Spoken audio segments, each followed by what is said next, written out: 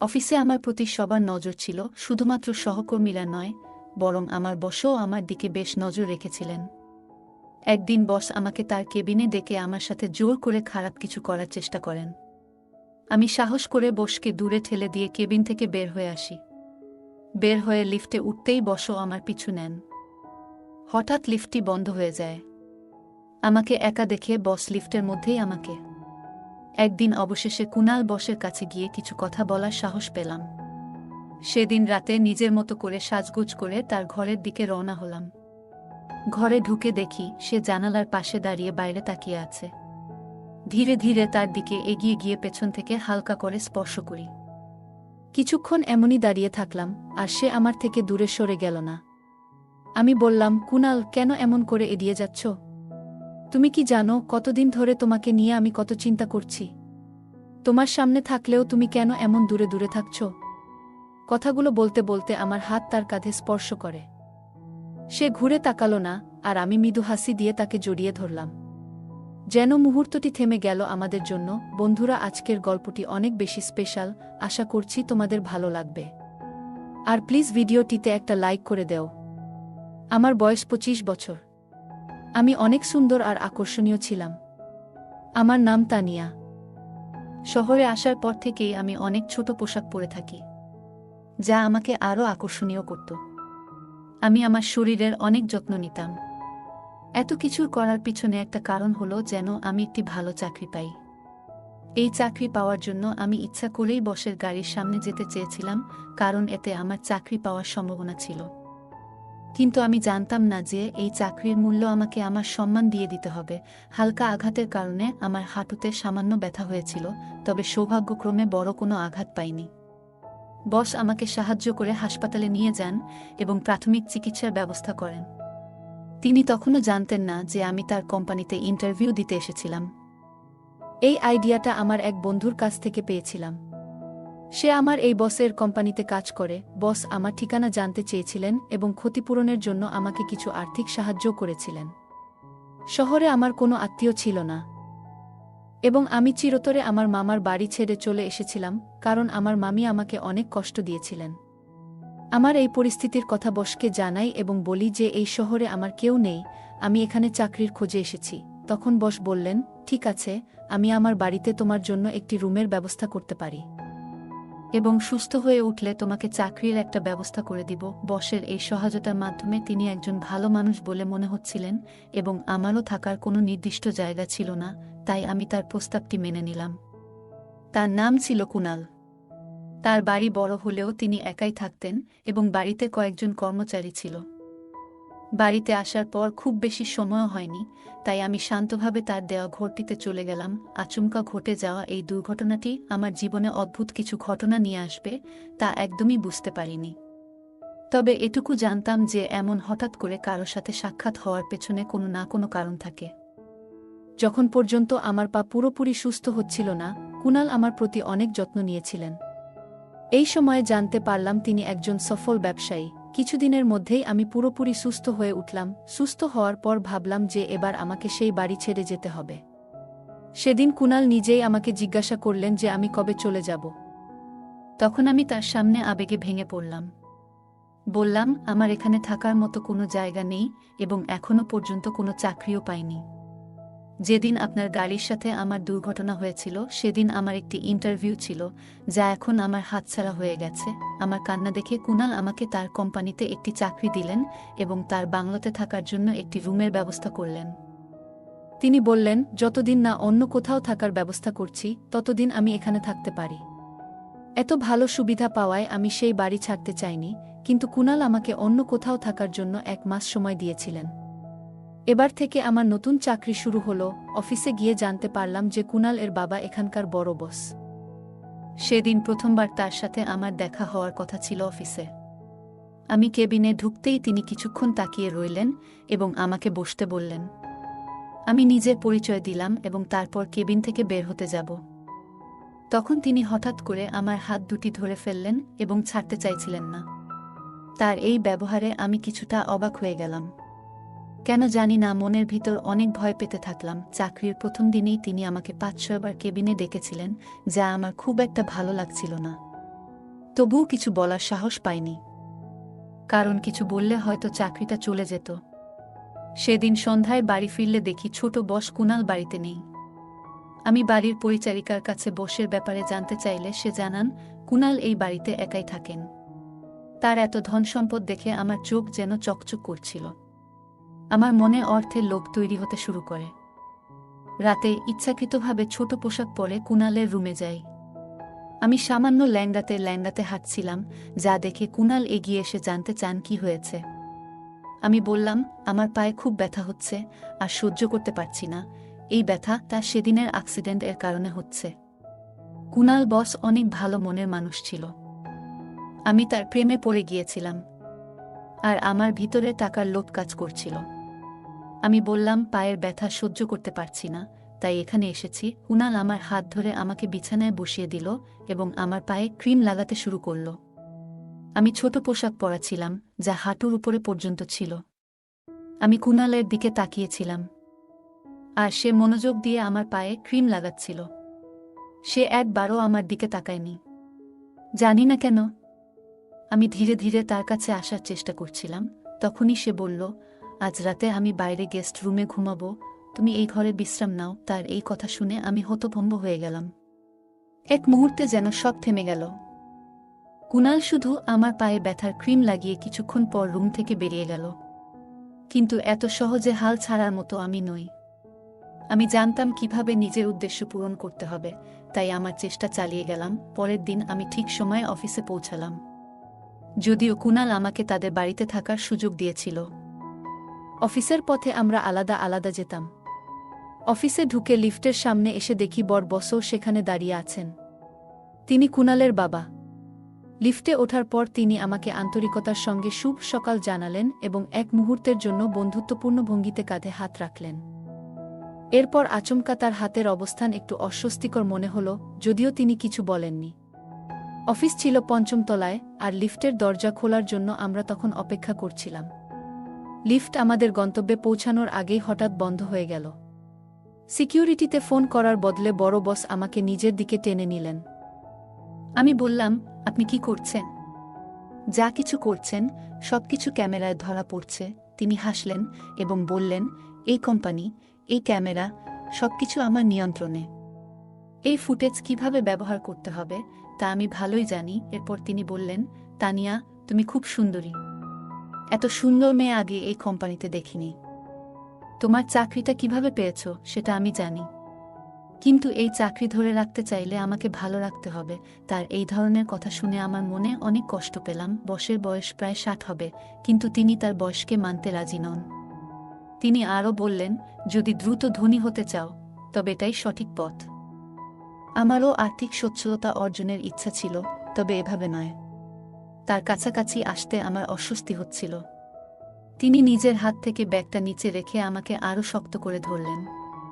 ঠিক তখনই হঠাৎ করে লিফট চালু হয়ে যায় এবং তিনি আমার থেকে দূরে সরে যান। লিফটের দরজা খুলতেই দেখি সামনে কুনাল দাঁড়িয়ে।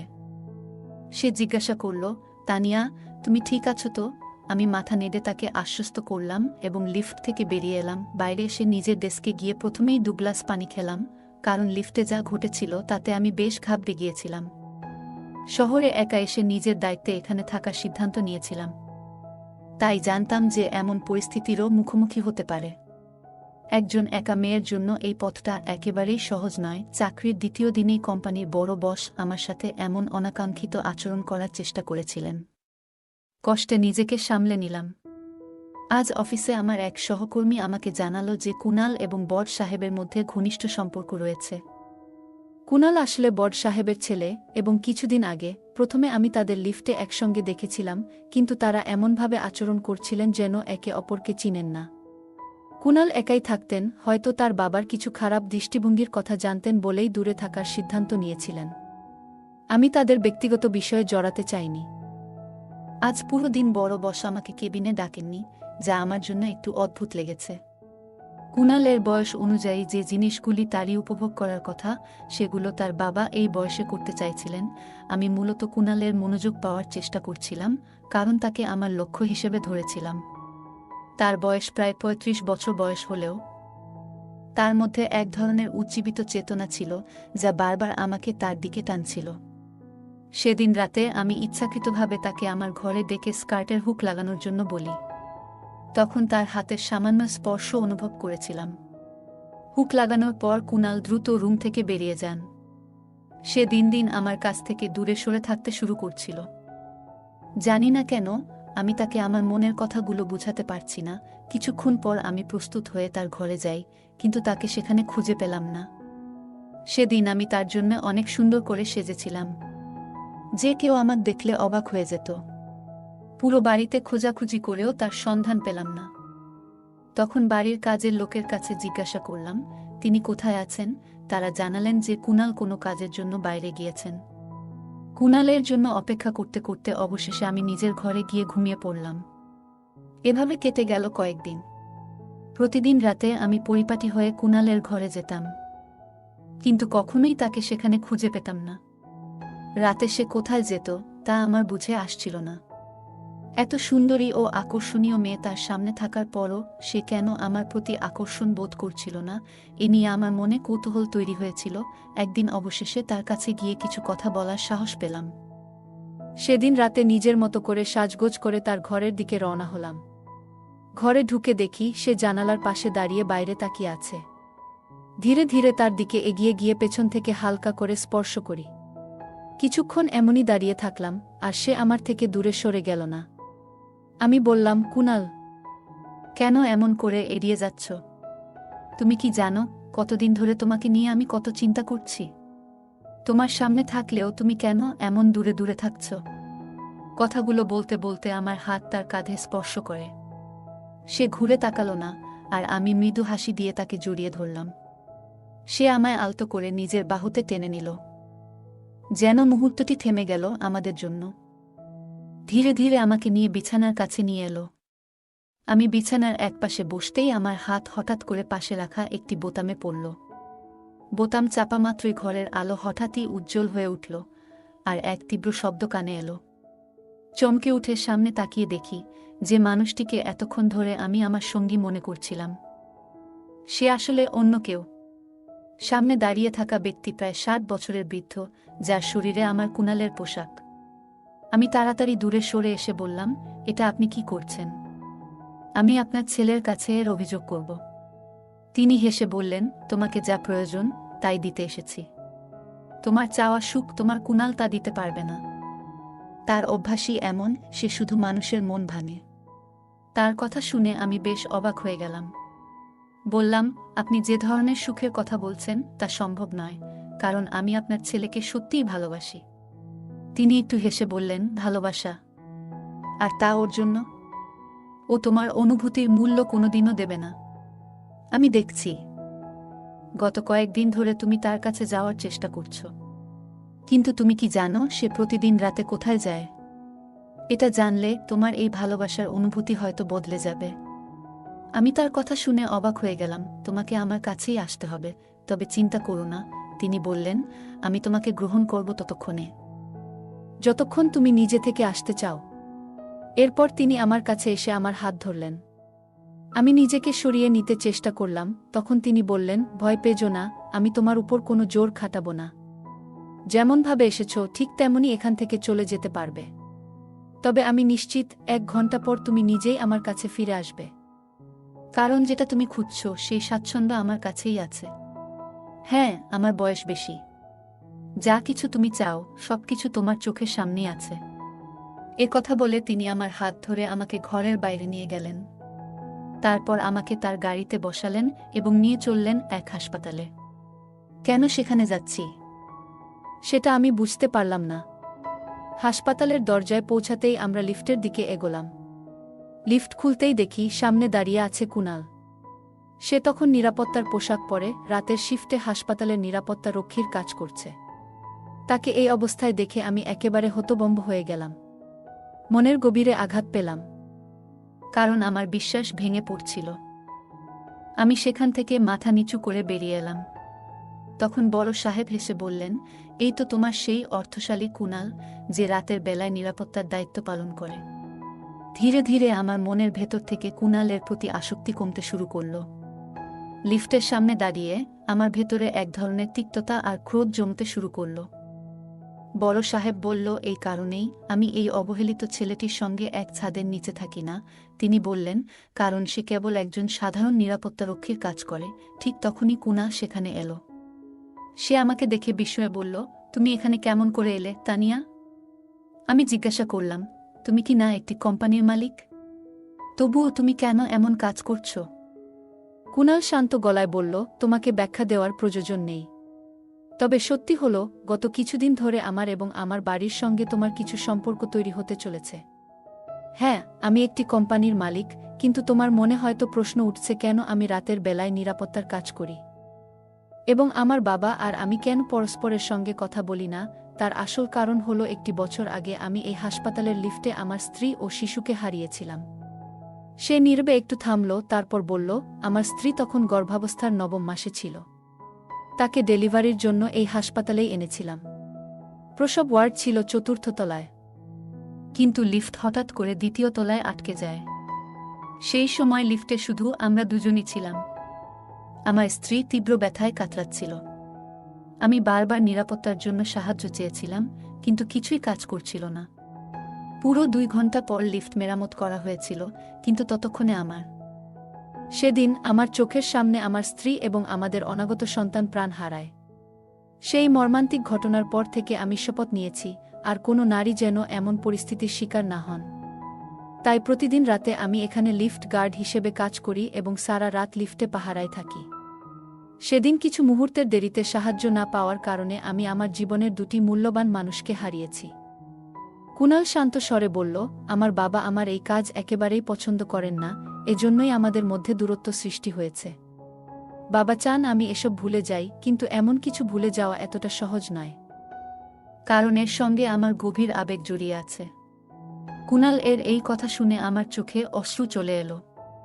তার অনুভূতিগুলো এতটাই আন্তরিক ছিল যে শুনে তার বাবারও চোখ ভিজে উঠল। তিনি ছেলেকে জড়িয়ে ধরে মাফ চাইলেন। এদিকে বড় সাহেব আমার দিকে ফিরে বললেন, আমাকে ক্ষমা করো, আমি তোমার পরীক্ষা নিচ্ছিলাম।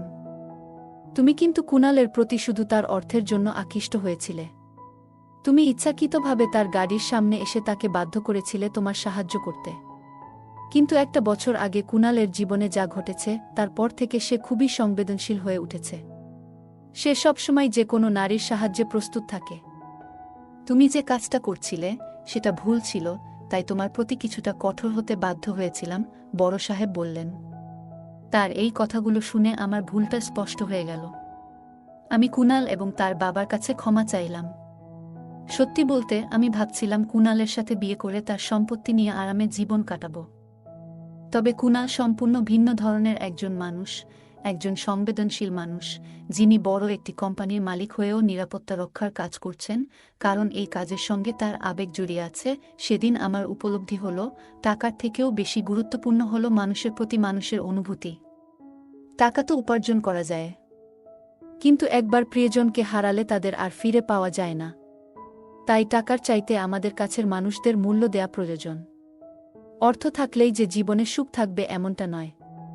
সবার জীবনেই কিছু না কিছু অভাব থাকে, আর তাই আমাদের উচিত যা আছে তা নিয়ে সন্তুষ্ট থাকা এবং সেই জীবনকে আনন্দময় করে তোলা। এই গল্প আমাদের মূল্যবান শিক্ষা দেয় যে প্রকৃত ভালোবাসা ও সম্পর্ক গড়ে তুলতে গেলে আত্মস্বার্থ বাদ দিয়ে আন্তরিকতা ও সততার প্রয়োজন। গল্পের মূল চরিত্রটি প্রথমে কুনালের প্রতি আকৃষ্ট হয়েছিল তার অর্থ ও আরামের জীবনের জন্য, কিন্তু আস্তে আস্তে তার ভুল উপলব্ধি করে।